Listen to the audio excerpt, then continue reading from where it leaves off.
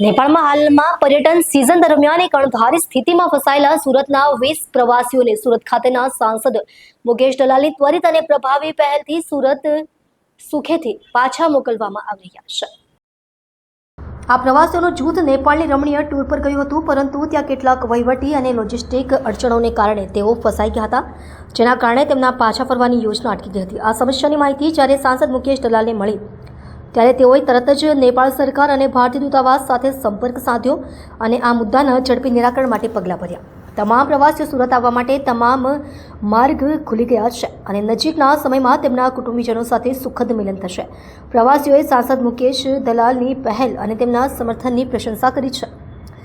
સાંસદ મુકેશ દલાલે આ બાબતે કહ્યું કે આપણા કોઈ પણ નાગરિકોને વિદેશમાં મુશ્કેલીનો સામનો કરવો પડે તો તે આપણી પ્રથમ જવાબદારી છે કે આપણે તેમને ઝડપથી અને સુરક્ષિત રીતે પાછા લાવવા।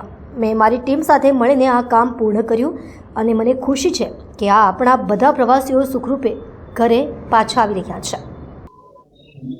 પરમ દિવસે મારી પર એક ફોન આવ્યો હતો કે સાહેબ અમે લોકો 20 જણ સુરતના અને ગુજરાતના અન્ય લોકો પણ નેપાળમાં ફસાયા છે। હાલ અમે લોકો સફારી રિસોર્ટમાં કાઠમંડુમાં છે। બહાર પરિસ્થિતિ ખૂબ ગંભીર છે। આગજની મોટા પાયા પર ચાલે, તોફાન મોટા પાયા પર છે અને અમારા 20 સહિત સુરતના પણ અન્ય લોકો છે અને ગુજરાતના પણ છે અને દેશના પણ છે। તો આપ સરકારનો સંપર્ક કરીને અમને ત્યાંથી બહાર કાઢો। એટલે મેં વિદેશ મંત્રાલયનો સંપર્ક કર્યો હતો અને નેપાળમાં ભારતની એમ્બેસીનો સંપર્ક કર્યો હતો।